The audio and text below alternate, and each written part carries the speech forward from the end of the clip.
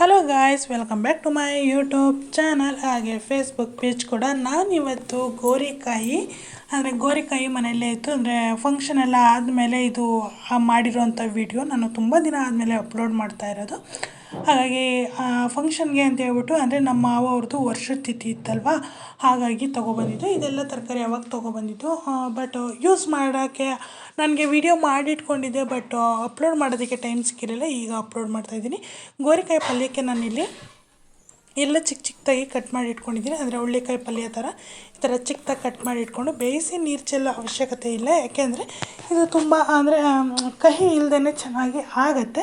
ಅದು ಯಾವ ರೀತಿ ಮಾಡೋದು ಅಂತ ನಾನು ಈ ವಿಡಿಯೋದಲ್ಲಿ ತೋರಿಸ್ಕೊಡ್ತಾ ಇದ್ದೀನಿ. ನೋಡಿ, 2 ಈರುಳ್ಳಿ ತೊಗೊಂಡಿದ್ದೀನಿ. ಅಂದರೆ ನಾನು ಸ್ವಲ್ಪ ಜಾಸ್ತಿನೇ ಇತ್ತು ಗೋರಿಕಾಯಿ, ಅಂದರೆ 1 kg ಹತ್ರ ಇತ್ತು. ಹಾಗಾಗಿ 2 ಈರುಳ್ಳಿ ತೊಗೊಂಡಿದ್ದೀನಿ. ಹಾಗೆ 4ರಿಂದ 5 ಮೆಣಸಿನ್ಕಾಯಿ ತೊಗೊಂಡಿದ್ದೀನಿ. ಇಷ್ಟು ಸಾಕು ಸದ್ಯಕ್ಕೆ ಒಗ್ಗರಣೆ ಹಾಕೋದಕ್ಕೆ. ಮೆಣಸಿನ್ಕಾಯಿ ತೊಗೊಂಡಿದ್ದೀನಿ. ಹಾಗಾಗಿ ಇದಕ್ಕೆ ನಾನೀಗ ಒಗ್ಗರಣೆನ ಸೇರಿಸ್ಕೊಳ್ಳೋಣ ಅಂತ ಹೇಳ್ಬಿಟ್ಟು ಒಂದು ಪಾನ್ಗೆ ಇಲ್ಲಿ ನಾನು ಸ್ವಲ್ಪ ಎಣ್ಣೆ ಹಾಕಿದ್ದೀನಿ. ನಾನು ಕರೆದಿರೋ ಎಣ್ಣೆನೇ ಹಾಕ್ಕೊಂಡಿದ್ದೀನಿ.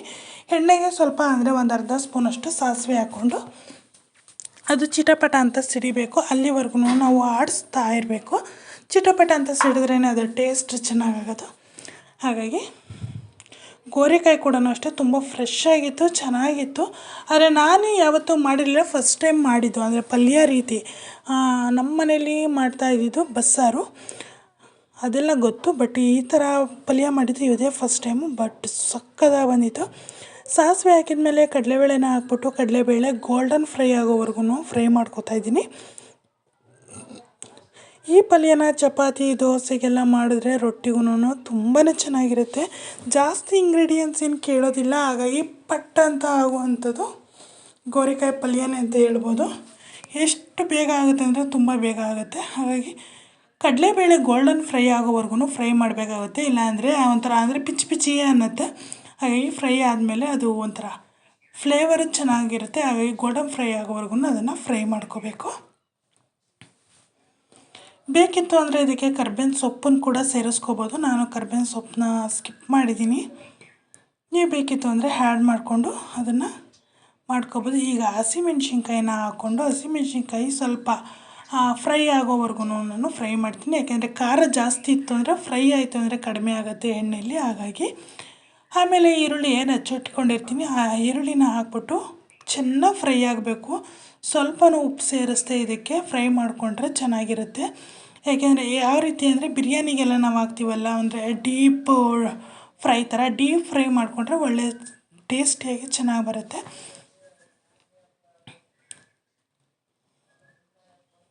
ಈರುಳ್ಳಿ ಎಲ್ಲ ಚೆನ್ನಾಗಿ ಫ್ರೈ ಆಗಬೇಕು. ಅದಕ್ಕೆ ಯಾವುದೇ ರೀತಿಯಾದ ಮುಚ್ಚಳನ ಮುಚ್ಚೋದು ಬೇಡ.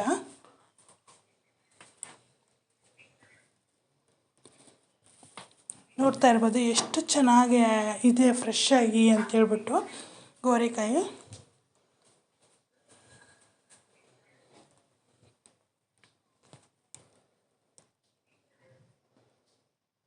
ನೀಟಾಗಿ ಫ್ರೈ ಆದಮೇಲೆ ನಾನು ಉಪ್ಪನ್ನ ಈಗ ಸೇರಿಸ್ಕೊತಾ ಇದ್ದೀನಿ.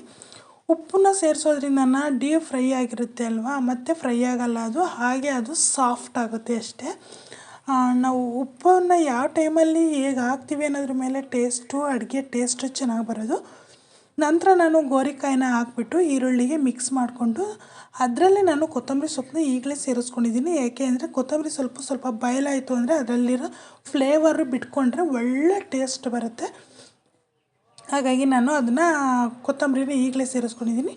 ಇದಕ್ಕೆ ನಾನು ಸ್ವಲ್ಪ ಅಂದರೆ ಒಂದು ಟೀ ಗ್ಲಾಸಲ್ಲಿ 1.5 ಗ್ಲಾಸಷ್ಟು ನೀರನ್ನ ಸೇರಿಸ್ಕೊಂಡಿದ್ದೀನಿ. ಜಾಸ್ತಿ ನೀರು ಸೇರಿಸ್ಕೊಂಡ್ರೆ ಸ್ವಲ್ಪ ಗ್ರೇವಿ ಥರ ಆಗಿಬಿಡುತ್ತೆ. ಹಾಗಾಗಿ ನಾನು 1.5 ಗ್ಲಾಸ್ ನೀರನ್ನ ಸೇರಿಸ್ಬಿಟ್ಟು ಕೂಗೋದಕ್ಕೆ ಅಂತ ಇಟ್ಟಿದ್ದೀನಿ. ಯಾಕೆಂದರೆ ಉಪ್ಪು ಎಲ್ಲ ಹಾಕಿರೋದ್ರಿಂದ ಪರ್ಫೆಕ್ಟಾಗಿ ಬೆಂದಿರುತ್ತೆ. ಹಾಗಾಗಿ ನಾನು ಎಲ್ಲ ಹಾಕ್ಬಿಟ್ಟು ಕುಕ್ಕರಲ್ಲಿ ಹಾಕಿ ಕೂಗಿಸ್ಬಿಟ್ರೆ ಬೇಗ ಆಗುತ್ತೆ. ಹಂಗೆ ಓಪನ್ ಪಾತ್ರೆಯಲ್ಲಿ ಮಾಡಿದ್ರೆ ತುಂಬ ಹೊತ್ತು ಹಿಡಿಯುತ್ತೆ ಬೇಯೋದೆಲ್ಲನ. ಹಾಗಾಗಿ ಸ್ವಲ್ಪ ಮುಚ್ಚಿ ಬೇಯಿಸಿದ್ರೆ ಬೆಟರ್. ಇದಕ್ಕೆ ನಾನು ಸ್ವಲ್ಪ ಅಂದರೆ 1.5 ಸ್ಪೂನಷ್ಟು, ಅದು 1.5 ಸ್ಪೂನ್ ಇದೆ, ನನಗೆ ಅಳತೆ ಹಾಗೆ ಗೊತ್ತಾಗೋದ್ರಿಂದ ನಾನು ಹಂಗೆ ಹಾಕ್ತೀನಿ. ನೀವು ಬೇಕಿತ್ತು ಅಂದರೆ ಹಂಗೆ ಹಾಕ್ಕೋಬೋದು. ನಂತರ ಇದಕ್ಕೆ ಕಾಯಿ ತುರಿನ ಸೇರಿಸ್ಬಿಟ್ಟು ಧನಿಯಾ ಪುಡಿ ಸೇರಿಸ್ಬಿಟ್ಟು ಮಿಕ್ಸ್ ಮಾಡಿ ಕುದಿಸ್ಕೊಂಡ್ರೆ ಸಾಕಾಗತ್ತೆ. ಇದ್ರದ್ದು ಪಲ್ಯ ಕೂಡ ರೆಡಿ ಆಗುತ್ತೆ. ಸಕ್ಕತ್ತಾಗಿ ಬಂದಿತ್ತು. ನಿಜ ಹೇಳಬೇಕು ಅಂದರೆ ಒಂದು ಚೂರು ಕಹಿ ಇರಲಿಲ್ಲ, ಸಖತ್ತಾಗಿ ಅಲ್ಟಿಮೇಟಾಗಿ ಬಂದಿತ್ತು ಗೈಸ್. ಒಂದು ಸಲ ಟ್ರೈ ಮಾಡಿ. ಇದೇ ಥರ ಕ್ವಿಕ್ಕಾಗಿ ಆಗುತ್ತೆ, ಬೇಗ ಆಗುತ್ತೆ. ಸಕ್ಕತ್ತಾಗಿತ್ತು. ನಾವು ಇದಕ್ಕೆ ಚಪಾತಿ ಮಾಡಿದ್ವಿ, ಚೆನ್ನಾಗಿತ್ತು, ಸಕ್ಕತ್ತಾಗಿ ಬಂದಿತ್ತು. ಇವತ್ತಿನ ವಿಡಿಯೋ ಇಷ್ಟ ಆಗಿರುತ್ತೆ ಗೈಸ್. ಇಷ್ಟ ಆಗಿತ್ತು ಅಂದರೆ ಲೈಕ್ ಮಾಡಿ, ಶೇರ್ ಮಾಡಿ, ಕಮೆಂಟ್ ಮಾಡಿ, ಹಾಗೆ ಸಬ್ಸ್ಕ್ರೈಬ್ ಮಾಡ್ಕೊಳ್ಳೋದನ್ನು ಮರಿಬೇಡಿ. ಫೇಸ್ಬುಕ್ಕಲ್ಲಾದರೆ ಫಾಲೋ ಮಾಡಿ.